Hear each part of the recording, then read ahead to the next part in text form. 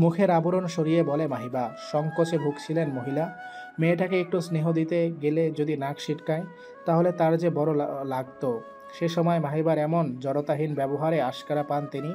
মেয়েটাকে বুকে জড়িয়ে নিয়ে মাথায় চুমু খান, পিঠে হাত বুলিয়ে দিতে দিতে বলেন, আমার মানিকের বউ। অবৌ, তোমারে কি বইলা ডাকি কও দেখি। অকৃত্রিম মায়ার রাজ্যে যেন এসে পড়েছে মাহিবা। এদিক ওদিক সব দিকেই মায়ার মেলা। উপচে উপচে পড়ছে সবখানে। চট করে তার মনে হয় মন খারাপের দিনে এখানে এসে একটু মায়া কুড়িয়ে নিয়ে যাবে। মনের ঝাঁপি খুলে সেথায় রেখে দেবে। মন খারাপ নিমেষেই ভালো হয়ে যাবে না। আপনার যা ভালো লাগে চাচি। আমার তো বউ কইতেই ভালো লাগে মা। তাহলে তাই শুই। অবৌ, আমারে একটু আম্মা কইয়া ডাকবা গো। আমার বড় সাধ, মানিকের বউ আমারে আম্মা ডাকে। ওনাকে আপনি মানিক ডাকেন আম্মা? বিদ্যুৎ চমকের মতো চমকে যান নাজমা বেগম। মেয়েটা এক কথায় তাকে আম্মা ডেকেছে। না প্রশ্ন করেছে, না তার উত্তর দিয়েছে। কি যে ভালো লাগে তার। তড়িৎ আলিঙ্গনের বাঁধন দৃঢ় করেন। ডাকি বউ। আমার একখান পোলা আসিল, মানিক নাম কইরা। ছোটবেলাতে মইরা গেছে বউ।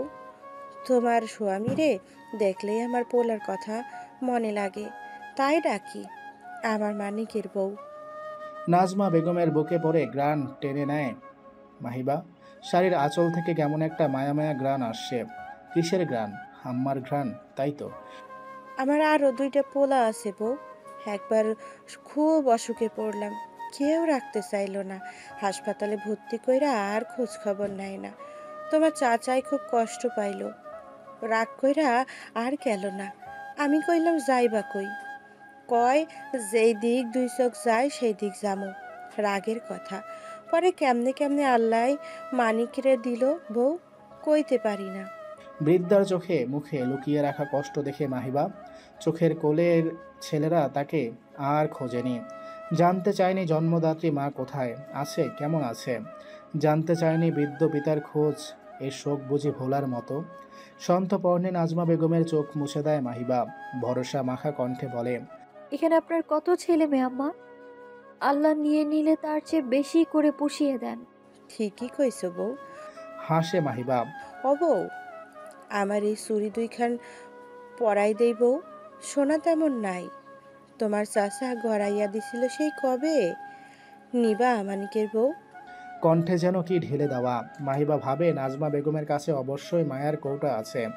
বলার আগে কথাগুলো সেই কৌটাতে ডুবিয়ে নেয়। কথার ভাজে ভাজে মায়া ঝরে পড়ে। হাত থেকে মোজা খুলে এগিয়ে দেয়। উপহার গ্রহণের নীরব সম্মতি। কি খুশি হন নাজমা বেগম। তার চকচকে হাসির কাছে চাঁদের কিরণ হার মানবে কি? অবশ্যই মানবে।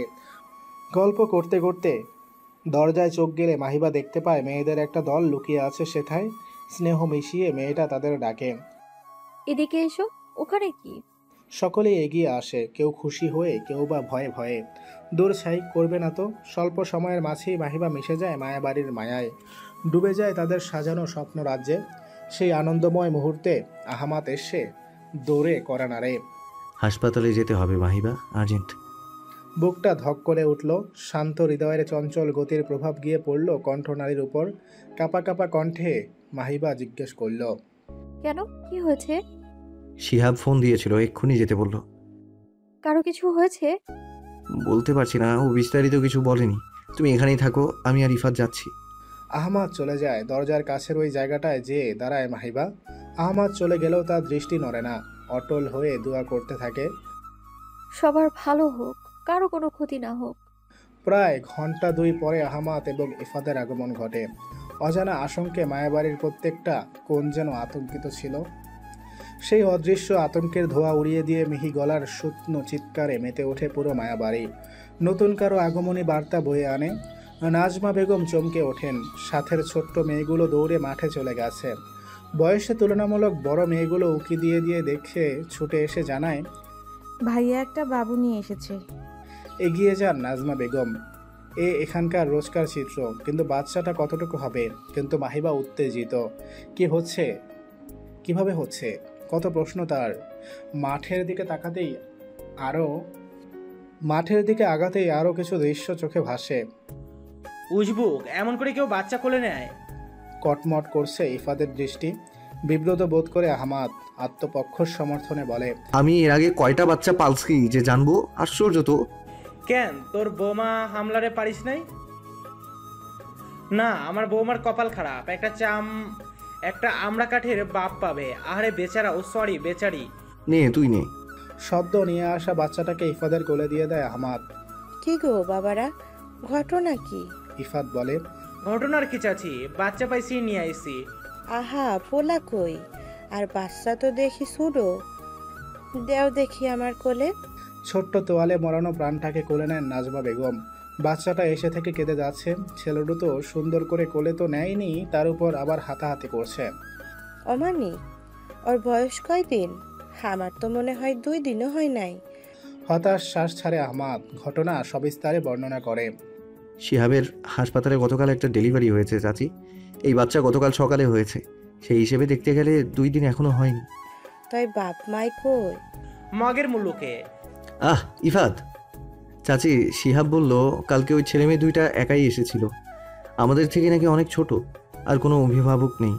আবার পরিচয় দেওয়ার সময়ও নাকি কেমন সন্দেহজনক আচরণ করেছে। তারপর ডেলিভারি হয়ে গেলে ওই ছেলেকে আর দেখা যায়নি। মেয়েটা একাই ছিল। আজকে দুপুর থেকে সেও লাপাত্তা। নাজমা বেগম বুকের সাথে জড়িয়ে নেন ছোট্ট প্রাণটা। কে নিয়তি নিয়েই না বাচ্চাটা এসেছে। কে জানে ছেলে মেয়ে দুটো ওকে রেখে এভাবে পালালো কেন।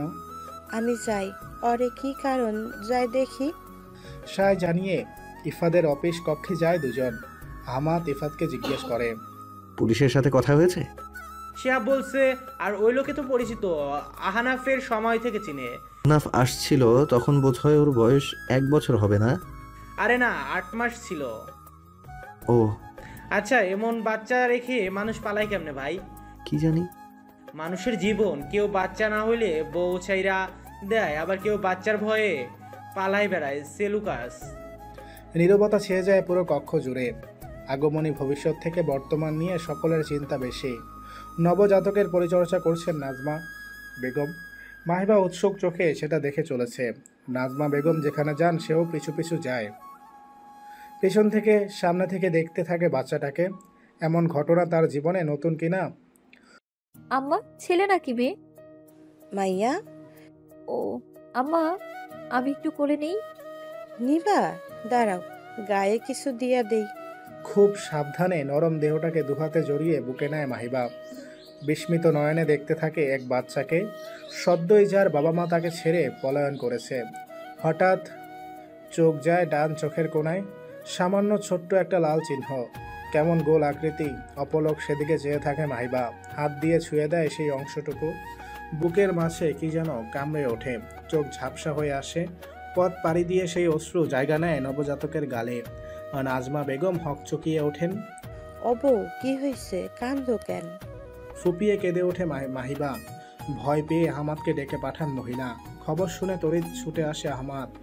ইফাত আসতে চাইলে তাকে নিবৃত করে। ঘরে ঢুকে মাহিবার শিউরে যেয়ে বসে। কি হয়েছে মাহিবা? দেখুন। কণ্ঠ অস্পষ্ট, রুদ্ধ। পেছন থেকে নবজাতক সহ মাহিবাকে আগলে নেয় আহমাদ। মাহিবার বাহুতে ভরসাপূর্ণ স্পর্শ দিয়ে নরম গলায় বলে, আস্তে আস্তে, শান্ত হও। কাঁদলে আবার শ্বাসকষ্ট হবে। নিজেকে শান্ত করার চেষ্টা করে মাহিবা। কান্নার রেশ থেকেই যায়। ধরা গলায় বলে, দেখুন না, ওর চোখের পাশে কেমন একটা জন্মদাগ। কই? হ্যাঁ, এই তো। জানেন, ইশিকার একদম এইরকম একটা জন্মদাগ ছিল, ওই ডান চোখের কোণাতেই। তাই? হ্যাঁ। আপনারা ওর নাম রেখেছেন? না, এখনো রাখা হয়নি। আমি রাখি। রাখবে? কি রাখবে? ইশিকা। থমকে যায় আহমাদ। মৃত বান্ধবীর প্রতি ভালোবাসার গভীরতা তাকে থমকে যেতে বাধ্য করে। মেয়েটার ভালোবাসার গভীরতা যত সে বুঝতে পারছে তত যেন নিজেকে বড় তুচ্ছ রূপে আবিষ্কার করছে। মাহিবাকে মাঝে রেখে তার হাতের উপর দিয়ে বাচ্চাটাকে স্নেহের স্পর্শ দেয়। মিহি কণ্ঠে ডেকে ওঠে, ইশিকা। তার অবাক বিস্মিত অবস্থা বোঝাতে না পারলেও বুঝিয়ে দেয় তার সম্মতি। মাহিবার চেহারায় খুশির ঝিলিক ওঠে। এই যে তার ইশিকা তার কোলে। চোখের কোণে জন্মদাগটা দেখে যেন মাহিবার চকচকে চোখ ব্যঙ্গ করে বলে, কি রে ইশিকা, তুই চুরি করতে যেয়ে ধরা পড়েছিলি? আন্টি এমন মায়ের মারলো, একেবারে পার্মানেন্ট দাগ হয়ে গেল। আরে! নাজমা বেগম ঘর ভর্তি মেয়ে নিয়ে চোখ জুড়িয়ে সে দৃশ্য দেখেন। তার মানে আর মানিকের বউ। এমন দৃশ্য তো সারাদিন দেখলেও মন ভরে না। অনেক কষ্ট মাহিবাকে নিয়ে এসেছে আহমাদ। মেয়েটা ইশিকাকে রেখে আসতেই চাইছিল না।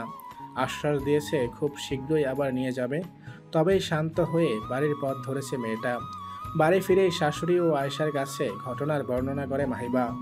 সালেহা বেগমের দৃষ্টি মাহিবার হাতের চুড়িতে।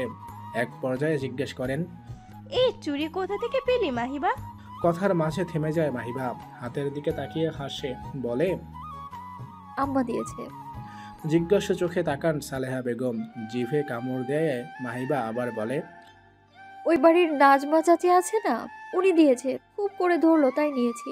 আবার বললো ওনার নাকি খুব ইচ্ছা ওনার মানিকের বউয়ের মুখ থেকে আম্মা ডাক শুনে, তাই বলেছি। আপনি রাগ করেছেন মা? না মা, রাগ করবো কেন, খুশি হয়েছি। নাজমাটা বড় আদর করে আমার ছেলেটাকে, নিজের ছেলের কাছে ঠাঁই পেল না। ওই কষ্ট যদি আমার ছেলের বউকে দিয়ে কমে তাতে ক্ষতি কি? মাহিবার থুতনি ধরে আদর করেন সালেহা বেগম। গর্বে তার বুকটা ফুলে ফুলে উঠছে। চুড়ি দুটো বহু পুরাতন, জায়গায় জায়গায় কেমন কালো হয়ে গেছে। সোনার পরিমাণ কতটুকু থাকতে পারে তিনি জানেন, কিন্তু এসব কিছু ছাপিয়ে যে মেয়েটা একজন মায়ের মনের খুশিকে সম্মান দিয়েছে, এতে যেন নিজেকে তার ধন্য মনে হয়। এমন মেয়ে শাশুড়ি হতে পেরে যেন নিজেকে বড় সার্থক লাগে সালেহা বেগমের। ঘরে গেলে সেই অলংকার দৃষ্টি কাড়ে আহমাদেরও। ও দুটো তার ঢের চেনার আছে। অবাক নেত্রের সামনের মেয়েটাকে পরখ করে আহমাদ। ঘটনা বুঝতে তার সময় লাগে না 1 মিনিটও। মেয়েটা তার সম্মান কোথায় নিয়ে ঠেকিয়েছে সে জানে। সে তো নির্বিকার। কাজ নিয়ে বসতে চাইলে মাহিবা বাদ সাধে। কত রাত হয়ে গেছে, এখন আর বসতে হবে না, সকালে করবেন, শুয়ে পড়ুন। এখন না করলে তো এগিয়ে রাখতে পারবো না, আর সকালে অতটুকু সময়ে হয়েও ওঠে না। কাল না হয় একটু আগে উঠলেন, সকালে কাজের গতি ভালো থাকে, ফ্রেশ মাথায় কাজ ভালো হবে। ঘুমান তো, আমি অজু করে আসি। তাড়াতাড়ি ডেকে দেওয়ার দায়িত্ব তাহলে আপনার রইল কিন্তু। আচ্ছা। বিছানায় যেতে আয়েশা দরজায় কড়া নাড়ে। দাদা ভাই আসি। আয়। দাদা ভাই 5টা টাকা দাও, তাহলে 100 টাকা হয়ে যাবে। ঢুকতে ঢুকতে বলে আয়েশা, কি করবি টাকা দিয়ে? কালকে মসজিদে দিব। ওটা কি দেখি? হাতের বক্সটা ভাইয়ের কাছে দেয় আয়েশা। বক্সটা নেড়ে চেড়ে দেখে আহমাদ। এখানে বাবা লেখা কেন? এটা বাবার জন্য, তাই। মানে? মাহিবা যেমন যেমন বলেছিল তেমন তেমন আহমাদকে বলে আয়েশা। সব কথা শুনে আহমাদের মনে হয় জীবিত বাবার জন্য কিছু করতে পারলেও মৃত বাবার জন্য সে কিছু করতে পারেনি। কিচ্ছু না। বক্স থেকে টাকাগুলো নিজের কাছে নিয়ে সে বলে, আমি দিয়ে দিব মসজিদে, হবে? আচ্ছা, মনে করে দিও কিন্তু। হুম। যাই আমি। উজু করে বের হতেই মাহিবার দিকে প্রশ্ন ছুড়ে দেয় আহমাদ। আয়েশাকে এসব কি শিখিয়েছেন? কি শিখিয়েছি? প্রশ্নের ধরনে একটু ভয় পায় মাহিবা। বাবার জন্য ও টাকা গুছিয়েছে। ও, এই ব্যাপার? তাই কি হয়েছে? আমাকে শেখাননি কেন? হ্যাঁ? আমি কি আপনার শত্রু? কি বলেন এইসব? আশ্চর্য, যা ভালো কাজ সব আপনারা করবেন নাকি? ধূপ করে শুয়ে পড়ে আহমাদ। বোকা বনে যায় মাহিবা। হলো কি লোকটার? লাইট অফ করে বিছানায় আসে মাহিবা। আহমাদের পিঠে হাত রেখে বলে, এবার থেকে সব শেখাবো, প্রমিস। মনে থাকে যেন। থাকবে ইনশাআল্লাহ। সকালে ঠিক সময় মতো আমাকে ডাকতে না পারলে আপনার খবর খারাপ আছে। আচ্ছা, সেই খারাপ খবর সকাল 8টায় পাঠ করবেন। আজকের মতো এখানেই বিদায়। হালকা হাসির শব্দ পাওয়া যায়। নিস্তব্ধ রাতের নির্জন প্রহরে নৈশব্দের অলিগলিতে সেই হাসি দামামা বাজিয়ে চলে। নিস্তব্ধ রাতের বুক চিরে টিক টিক টিক শব্দ প্রতি দেয়ালে ধ্বনিত হয়ে চলেছে। কারো কারো খুব সাবধানী পদচারণা চলছে সমগ্র ঘর জুড়ে। খানিক বাদে সেটা থেমে গেল। খুব যত্নে মাখা কিছু শব্দের উৎপত্তি হলো। রিনরিনে সেই কণ্ঠস্বর হাওয়ায় ভেসে বেড়াতে লাগলো। অল্পক্ষণ, কিছুক্ষণ, বহুক্ষণ জুড়ে ঘুমের মাঝে পাশ ফিরল আহমাদ। হাত ছড়িয়ে দিলেও অপর পাশে কোনো মানুষের অস্তিত্বের খোঁজ পেল না। ঘুমের দৈর্ঘ্য পর্যাপ্ত হওয়ায় তৃপ্ত চোখ দুটো ঝাপসা আলো দেখতে চাইল। চোখের শিরা তখনও লাল, পুরো চোখকে লালাভ রঙে পূর্ণ করে ফেলেছে। কিছু ফুলো ভাব যেন চাহনির গাম্ভীর্যতা পরিমাণ বাড়িয়েছে। শুনশান নীরবতায় একটা আওয়াজ বারবার কানে বাজছে, ফাবিআই আলা ইরব্বিকুমা তুকাজ্জিবান। ঘুমের রেশ নিয়ে হেলান দিয়ে বসলো আহমাদ। অপলক দেখতে লাগলো টেবিলে বসা মানবীকে। ছোট্ট একটা লাইট জেলে খুব মিহি কণ্ঠে পড়ে চলেছে, সুর তাল লয়ের সংমিশ্রণে এক অসাধারণ পরিবেশ সৃষ্টি হয়েছে। ঘোর লাগা এই পরিবেশ আহমাদকে নিয়ে গেল নিকট অতীতে। অদ্ভুত সুর কানে নিয়ে চোখ মুজল আহমাদ। মনের আয়নায় দেখতে থাকলো তার অল্প দিন আগের প্রতিচ্ছবি। মেয়েদের অসম্মান না করলেও তাদের প্রতি দৃঢ় অবিশ্বাস তার মনে জন্মেছিল। অহেতুক নয়, সেই তিক্ত অতীতের রেশ থেকে এই অবিশ্বাসের জন্ম। চাইলেও নিজেকে সেই অবিশ্বাসের বিরাজল থেকে মুক্ত করতে পারেনি। নিজের সম্মান বিসর্জন গেল যে ঘটনা থেকে, সে ঘটনা তাকে বহুদিন তাড়া করেছে, বহুদিন। সে ভুলতে পারেনি এক ঘরে লোকের সামনে তার নিচু মাথার দৃশ্য, ভুলতে পারেনি অশ্রাব্য সেই তিক্ত কথার সুর, ভুলতে পারেনি তামিমের ঘটনার পর সে ভয় পাওয়া শুরু করলো। যখনই সালেহা বেগম বিয়ের কথা বলতেন, তার চাপা পড়া ভয় লাফ দিয়ে নিজের অস্তিত্ব জানান দিত। বহুদিন নিজের সাথে যুদ্ধ করেছে সে তো জানে সবাই এক নয়। তবুও সেই একই কাতারের কেউ যদি তার সাথে জুড়ে যায়, তাহলে কিভাবে থাকবে সে, কিভাবে বাঁচবে? এই প্রশ্নগুলো প্রতিনিয়ত তাকে কুরে কুরে খেত। অবশেষে হাল ছেড়ে দিয়ে সবটা রবের দিকে ঠেলে দিয়ে সে বলল, আমি পারছি না আল্লাহ, নিজের সাথে যুদ্ধ করতে করতে আমি ক্লান্ত। তুমি আমার জন্য সব কিছু ঠিক করে দাও। তুমি যা দেবে আমি তো তারই মুখাপেক্ষী। ব্যাস, সেই বলে সে ক্ষান্ত হলো, আত্মসমর্পণ করলো। আর ভাবতে চাইল না আহমাদ। তিক্ত স্মৃতি মনে করে নিজেকে আর কষ্ট দিতে চাইল না। বেশ তো আছে সে, এমন কিছু সে পেয়েছে যেটা তার কল্পনাতেও ছিল না। আপনি কখন উঠলেন? লালাপ চোখ মেলে দৃষ্টির সামনে নিল আহমাদ। ঘুম জড়ানো ভারী কণ্ঠে বলল, যখন আপনি নিজের আখের গোছাচ্ছিলেন। লোকটা কি খোঁচা দিল? বুঝলো না মাহিবা, বিব্রত হেসে বলল, আমি আপনাকে এখনই ডাকতাম। কালকে আপনি প্রমিস করেছিলেন। ইয়ে মানে? মানে এখন শাস্তি পেতে হবে। কি শাস্তি? অন্য একটা সূরা পড়ুন না দেখে। চোখ বন্ধ করলো আহমাদ। এখন কিছু সময় ভালো যাবে ভেবে ভেবে সুর সরল মাহিবা। রিনরিনে সেই স্বরে বলতে শুরু করলো, ইয়াসিন ওয়াল কুরআনুল হাকিম। 20 মিনিট যাবৎ পড়তে থাকলো মাহিবা, পড়তেই থাকলো। মাঝে মাঝে কিছু আয়াতে এমনভাবে সুরের ঝংকার বাজলো, কেঁপে উঠল আহমাদ। ঝাঁকি দিয়ে উঠল ভিতরটা। অদ্ভুত এক শক্তি, অদ্ভুত এক অনুভূতি জেগে ধরলো তাকে। আহমাদকে চুপ থাকতে দেখে মাহিবা বলে, আমার পড়া শেষ, ঘুমিয়ে গেলেন? না। এখন উঠুন, না হলে আবার কাজ শেষ করতে পারবেন না। 2 রাকাত নামাজ পড়ে কাজে বসলো আহমাদ। 2 পাতা উল্টাতেই সামনে পেল ধোয়া ওঠা চায়ের কাপ, সাথে 2টো বিস্কুট। মুখ নিচু করেই হাসলো সে। মেয়েটা তাকে ঋণী করে ফেলছে। এই ঋণ সে মেটাবে কি দিয়ে? অফিস যাবার কালে আহমাদ ওয়াশরুম থেকে বের হলে তাকে দেখে সূক্ষ্ম অভিমান জন্মে মাহিবার মনে। আয়নার সামনে তৈরি হতে থাকা মানুষটার পাশে যেয়ে দাঁড়ায় সে। তাকে দেখে ভ্রু উঁচায় আহমাদ। আপনি কি? কি মানে? আপনি কি? মানুষ এসব জিজ্ঞেস করছো কেন? হ্যাঁ, মানুষ এসব জিজ্ঞেস করছো কেন? ভার্সিটিতে যাবে না? যাব না। আমি যা জিজ্ঞেস করি তাই বলুন। আমিও তো মানুষ, তাহলে আপনার আর আমার মধ্যে পার্থক্য কি? তুমি মেয়ে, আমি ছেলে, এই তো। আপনার মুখ দেখুন আর আমার মুখ দেখুন। আপনার কপাল আছে, আমারও কপাল আছে। আপনার 2টো চোখ আছে, আমারও আছে। আপনার নাক, মুখ, গাল আছে, আমারও আছে। তাহলে পার্থক্যটা থাকলো কি? কি আশ্চর্য, দেখলেই তো বোঝা যায়। আমার চুল ছোট, তোমার লম্বা। আমি শুধু মুখের কথা বলছি, মুখমণ্ডল। আপনার চেহারা আর আমার চেহারা পাশাপাশি রাখলে কি পার্থক্য করা যাবে? কিছুই যাবে না। ভাবুক হয়ে পড়ল আহমাদ। মেয়েটা মাঝে মাঝে এমন কথার জালে ফাঁসিয়ে দেয়। চেহারায় হাত বোলাতে বোলাতে বলে, তোমার তো দাড়ি হয় না, আমার হয়। হলেই বা কি?